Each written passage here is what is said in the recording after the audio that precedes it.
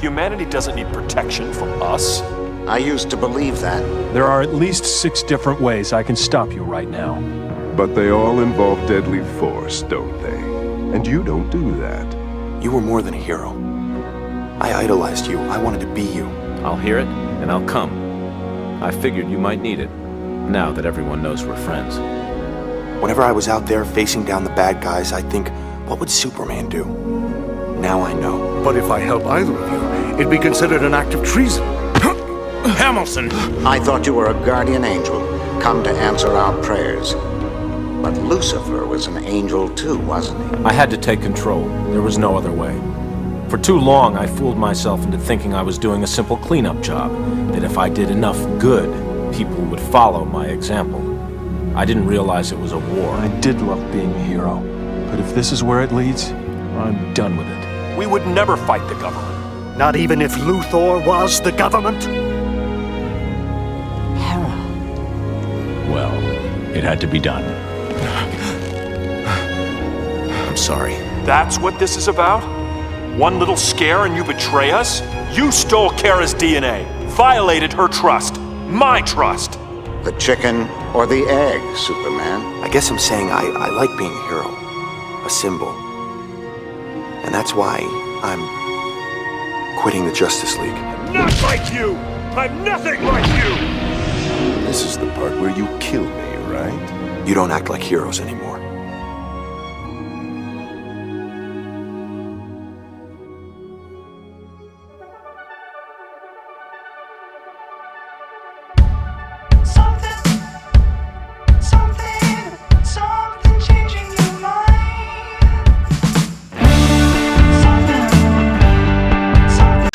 Here's a really original question. What if Superman was a douchebag? I've always really dug the DCAU version of this question because it's so entangled in so many pies over the course of so many years and is effectively the main narrative frame that loosely connects Superman's entire journey from the anime series all the way through Justice League Unlimited. You fight by Darkseid's rules, you're gonna kill somebody.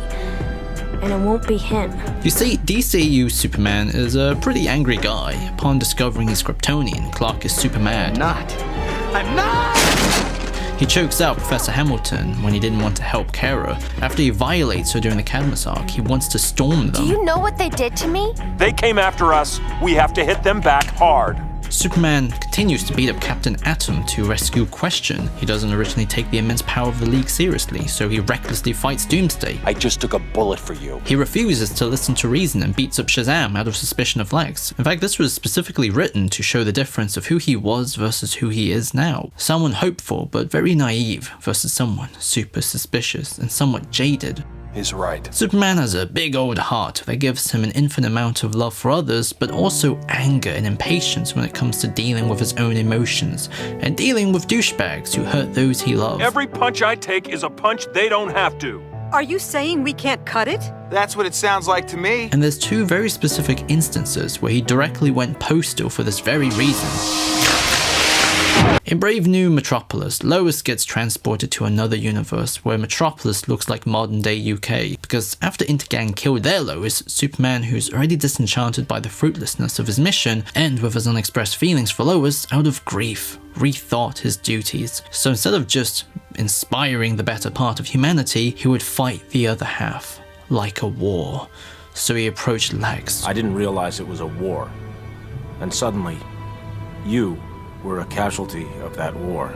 Metropolis then lost all its freedoms, from journalism to anyone who says no, which included parents declared to be unfit to have their children. Everyone fucking hates Superman as a result. I swear, all I ever wanted for them was peace, order, tranquility. He fails them all, but the episode exonerates him by making him so darn naive that he had no clue of his mistreatment of others. So upon discovery, he confronts Lex, who has kryptonite, and he had planned to kill him and make himself look like a savior, but the rebels arriving.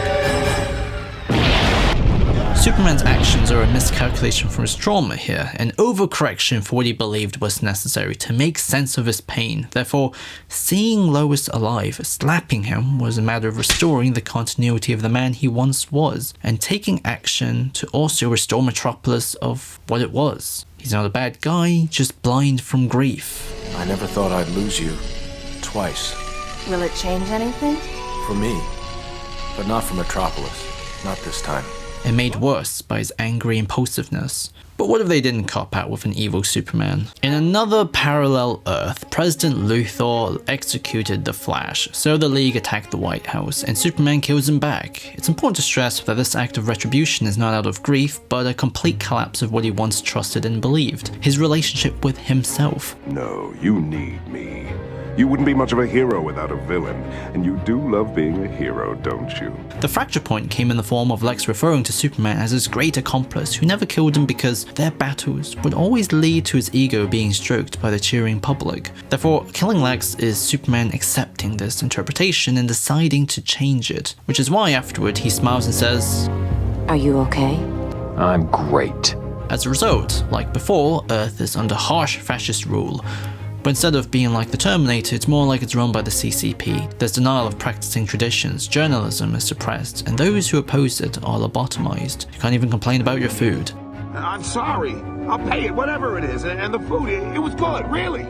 Superman's paranoia and control is an expression of his hubris, as opposed to fear this time. He always says the Justice Lord rule is temporary, but after 2 years, nothing has changed, and instead, he decides to extend their rule into the main DCAU, and despite Lord Hawkgirl saying, nah man, he still also sets out to kill our Lex. But here, they're not ready for it.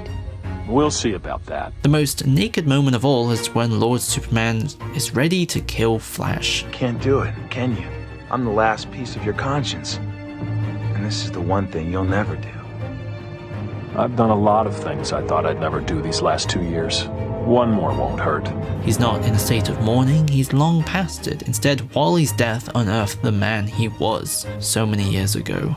There's two interpretations that stem from this. Is he fundamentally a different person, or is the same person shaped by a different situation? What's your question, Lois? It's so out of character. Leading to years of compromises.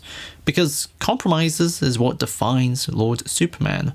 All that he believed in is merely decoration now, for someone deep down inside is unrecognizable. He dismisses and locks away Lois, and actively looks for excuses to do the wrong thing. Patience, Mr. President.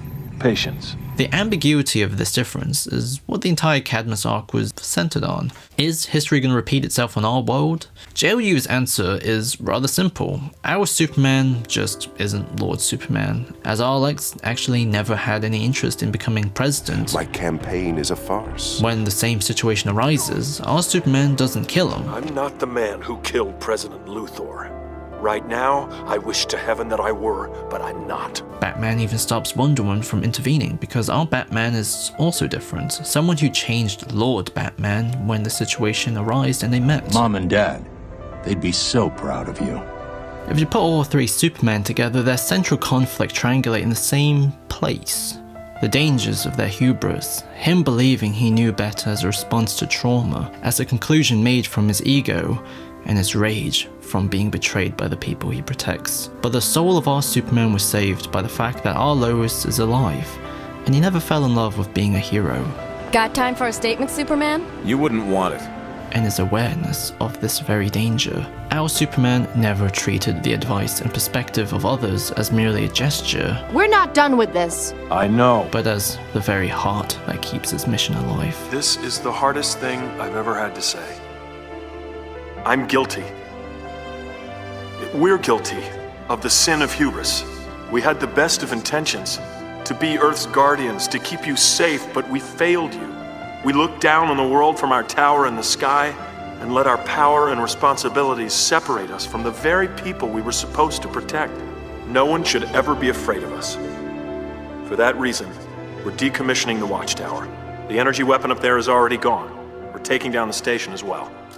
This is who Superman really is. Without everyone else, he would rather step down than go too far.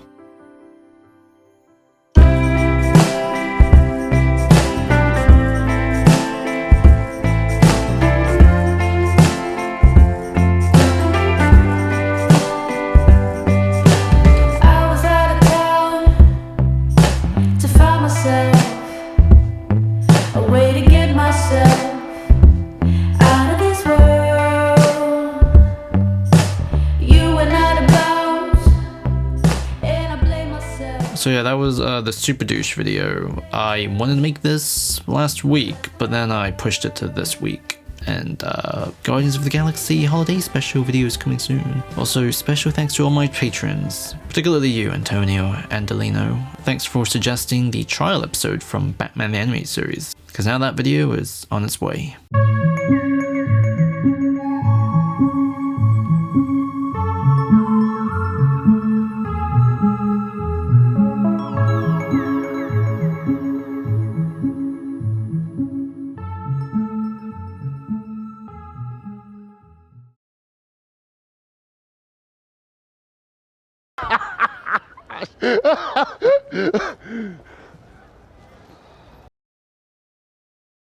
You're alive after all these years.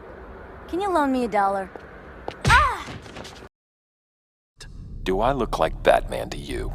Actually, you kinda do.